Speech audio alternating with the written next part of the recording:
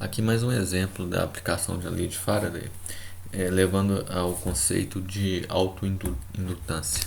O conceito de autoindutância ele pode ser entendido diretamente do que nós vimos para a indutância mútua. Né? Na indutância mútua tinha um circuito de corrente que gerava um campo B e as linhas do B atravessavam um outro circuito e a gente avaliava o fluxo por esse outro circuito das linhas do campo do primeiro, introduzindo o conceito de indutância mútua. A gente pode pensar agora no problema envolvendo apenas um circuito. Então a ideia é ter um circuito, né, passando uma corrente I. Vamos supor que essa corrente gera um campo que atravessa o próprio, né, coloquei uma geometria qualquer aqui, por isso as linhas todas avacalhadas, mas só para mostrar que tem linhas de campo B atravessando o próprio circuito, né, que gera este campo. E se a corrente variar, haverá uma variação do fluxo do B pela área, né, delimitada pelo circuito. Isso vai gerar também uma força eletromotriz, contrária a essa variação pela lei de Lenz. E a gente pode expressar o que acontece aí através da ideia de variação do fluxo e o fluxo, por sua vez, através de uma quantidade que chama autoindutância. Então a ideia é o I gera um B, calculamos o fluxo, φ. Esse fluxo pode ser dependente do tempo e colocar aqui o fluxo φ dependente do tempo, e aí teremos uma força eletromotriz que a gente vai chamar de E. E aqui, de novo, a ideia vem de expressar o fluxo como uma constante, que aqui eu vou chamar de L, vezes a corrente, né? Porque o campo B é proporcional a I. O fluxo é proporcional ao campo, né? Então logo o fluxo vai ser proporcional à corrente. Essa proporcionalidade estou chamando de L, a autoindutância. Então, quem é o L? Né? Como a gente pode calcular? Bom, primeiro, vamos ver como que a gente pode chegar aqui no final dessa linha de raciocínio com a força eletromotriz induzida. Ora, ela é menos dφ dt. Né? E sendo menos dφ dt, ela pode ser expressa como menos L di dt, colocando então diretamente a força eletromotriz em função da variação da corrente no tempo. Né? Isso é análogo ao que foi feito com a indutância mútua, né? Só que aqui agora para apenas um circuito. A indutância ela tem a unidade de Henry, e 1 Henry é então 1 volt vezes segundo por ampere. A gente pode ver diretamente aqui, ó, volt vezes segundo por ampere é a unidade do L.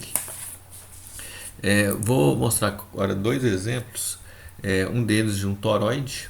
Então vou colocar um exemplo, chamado de toroide, com uma seção reta retangular. Então é como se eu pegasse isso aqui, ó, girasse, né? Fizesse aqui isso que seria uma parte do coisa, e aqui ele ia continuar aqui assim. Então a seção reta aqui é um retângulo, né? É um quadrado, vamos considerar um quadrado. Vamos considerar um quadrado de raio interno aqui A. Então isso aqui é A. Isso aqui até aqui é B. Então vou colocar daqui até aqui vai ser o B, né? Daqui até aqui, né? Vai ser o B. Deixa eu tirar isso aqui para ver direito.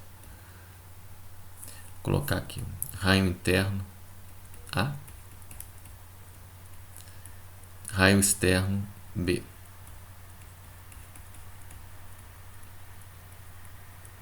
A seção reta quadrada, a altura eu vou chamar de H. E aí a gente pode primeiro, né, eu quero calcular o fluxo, né, para determinar a indutância. Né? Então o problema é quem é o L, quem que é a indutância. Bom, eu vou tentar fazer assim, olha, φ é igual a Li, né, a gente sabia disso. Então eu vou tentar determinar o fluxo calculando a integral do B dA. E aí com isso eu vou encontrar algo que vai ser uma corrente vezes alguma coisa. Essa alguma coisa é a indutância, a autoindutância. A gente vai ver que ela vai depender de fatores geométricos que definem o nosso sistema. Bom, então o primeiro passo, né, achar o B. O B aqui é bem fácil, né? A gente usa a lei de Ampère para aqui dentro é uma espira amperiana desse jeito. Está desenhado aqui no meio, a um raio S. Então, a corrente que atravessa, né, a área delimitada por esse caminho C, esse é o caminho C, que eu desenhei aqui, esse caminho fechado, a corrente que delimita ali é exatamente a corrente em uma espira, né, tem várias espiras enroladas aqui, vezes o número de espiras. Então, vai ser I vezes N, seja N o número de espiras, né? Não o número de espiras por comprimento, mas o número de espiras mesmo. Então, cada espira contribui com um I, né? Então, tem o I numa espira e N espiras. Então, a corrente total é I vezes N. Essa é toda a corrente que está furando aqui, ó, a área delimitada por essa curva. Então, e o campo é ao longo dessa circunferência, né? Então, eu posso escrever o B como μ0 NI na direção φ dividido por 2πs, né? Isso dentro, né? E vai ser fora, vai ser zero, né? Aqui vai ser dentro. Então é como porque fora é zero e tal, é muito parecido com o cálculo do solenoide, né? Por simetria a gente pode entender por que o campo vai ser circunferencial e restrito a dentro do toroide. Então, o fluxo em uma volta, né, eu estou agora precisando calcular o fluxo. Então, eu vou calcular o fluxo em uma volta, depois multiplico pelo número de voltas. Em uma volta ou uma espira. Então, vai ser B vezes a área. E isso, então, vai ser o B, μ0NI, dividido por 2πs, vezes a área, né? Então vai ser H, a integral de A até B de... desculpa, o S tem que ficar aqui dentro. Vou colocar aqui. μ0NI sobre 2π, H, o S fica aqui dentro, né? Porque eu estou fazendo uma integral aqui agora em ds, que vai de A até B. Então eu quero calcular a área, né? Então H é fixo e em uma espira, né? Então eu tenho um H fixo e o S vai ser de A até B. Porém, entre A e B eu tenho nessa direção radial eu tenho uma variação do campo magnético, então ele fica dentro da integral. Logo, o B escalar dA, que é o fluxo, vai valer μ0 NI dividido por 2π H logaritmo de B sobre A. Mas esse é o fluxo por uma volta, né? Então, o fluxo total vai ser isso multiplicado por número de espiras, N. Então, eu vou ter um N ao quadrado, N2, H dividido por 2π, logaritmo de B sobre A. Eu vou separar isso aqui e colocar a corrente aqui. Então, é isso. Aqui eu tenho a corrente e um pré-fator que eu vou chamar de indutância mútua e que depende apenas autoindutância e que depende apenas dos fatores geométricos, os raios interno e externo, número de voltas, altura, né? E o resto são as constantes. Um segundo exemplo é o circuito RL. Então eu vou pensar numa fonte com uma força eletromotriz que eu vou chamar de ε0, um indutor que tem uma indutância L e uma resistência R. E essa bateria, né, ε0, nesse circuito com esses dois elementos, né, eu quero calcular a corrente, né, corrente dependente do tempo, qual que é ela. Vamos tentar calcular, depois a gente vê qual que é a interpretação física disso, pensando em força eletromotriz induzida. Então, a força eletromotriz induzida, né, como é que ela seria? Bom, a gente viu que é menos L dI dt. Então, eu tenho um elemento aqui que tem uma indutância, autoindutância, que é L. Então, vai ter uma força eletromotriz quando a corrente começar, né, quando eu fechar uma chave aqui, ó, e a corrente começar do zero, começar a subir até o seu valor final. Então, lembrando que eu tenho essa força eletromotriz induzida, porque a corrente está variando e eu tenho um elemento caracterizado por uma autoindutância, né? Então a gente viu que força eletromotriz induzida é isso. Eu tenho que montar a equação desse circuito igualando o ε0 menos o força eletromotriz induzida, as quedas de tensão que tem aqui que aparecem, né, unicamente aqui a queda de tensão, né, na resistência e vale RI. Então essa é a equação que vai descrever esse circuito. É uma equação então diferencial, não homogênea, né, porque eu tenho aqui, posso escrevê-la assim, né, ó, dI dt mais R sobre L e é igual, vou colocar o L aqui, então eu vou colocar aqui, é o menos L dI dt menos RI é igual a ε0. É uma equação não homogênea. A solução disso é a soma da homogênea, né, com uma solução particular.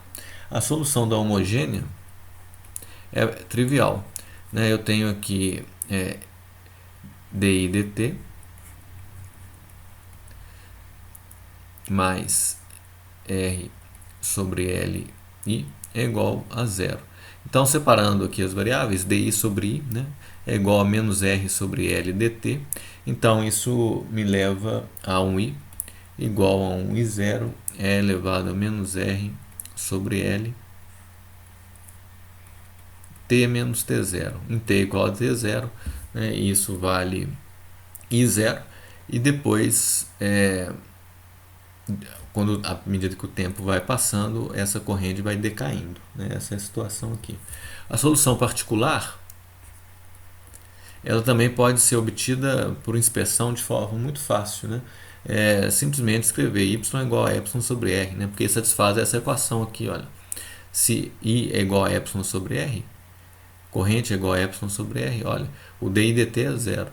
I é y sobre r, então vai ficar aqui, vou colocar y0, né? ε0 sobre r